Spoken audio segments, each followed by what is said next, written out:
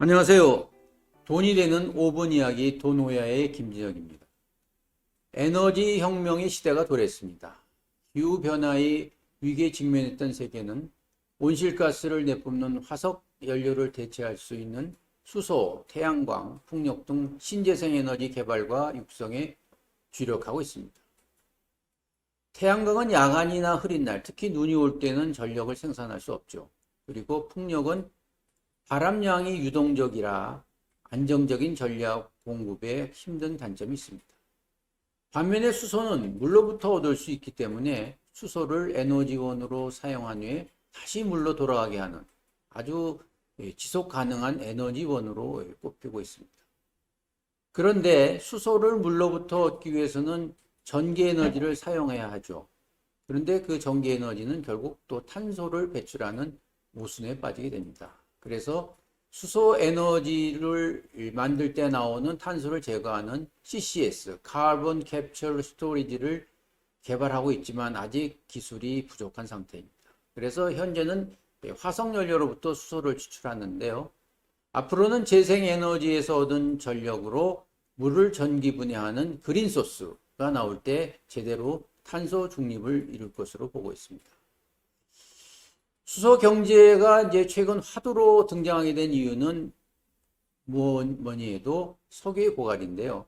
미국의 에디슨 전력연구소는 현재의 소비 추세로 간다면 2040년에는 석유가 고갈될 것으로 예측하고 있습니다. 수소 경제가 미래의 에너지 시대의 주역이라고 하고 있죠. 수소 경제의 근원을 찾아보니까 미국 워튼 스쿨 교수였던 리프킨의 저서 수소 경제에서 이렇게 얘기했습니다. 2020년이 되면은 전 세계적으로 석유 생산이 하향 곡선을 그을 것이다. 이로 인해서 가격과 공급 체계가 불안정해짐으로써 석유 확보를 위한 분쟁이 불가피하다. 이에 대비해서 우주 질량의 75%를 차지할 정도로 풍부하고 지구상에서 가장 구하기 쉬운 그리고 고갈되지도 않는 공해도 배출되지 않는 에너지원이 바로 수소라 이렇게 주장하고 있습니다. 최근 현대차 그룹은 수소연합을 구성하는 수소동맹을 구성했죠. 포스코와는 수소 환원 제철 등 수소 관련 기술 개발 협약을 체결했고요. SK와는 수소 전기차 1,500대를 공급하고 SK그룹이 가지고 있는 주유소 이런 인프라 구축에 나섰다고 합니다.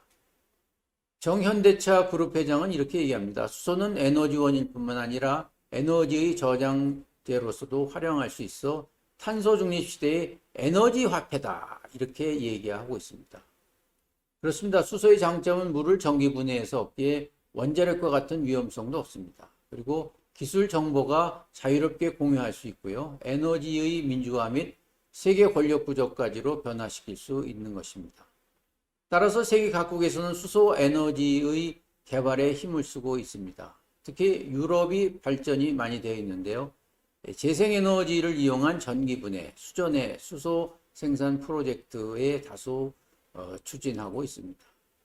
문 대통령이 지난해 지역경제 투어 현장에서 이런 얘기를 했습니다. 수소경제는 산업구조의 혁명적 변화이다. 수소의 생산과 저장, 운송, 활용 전 분야에 걸쳐서 새로운 산업과 일자리를 창출할 것이다.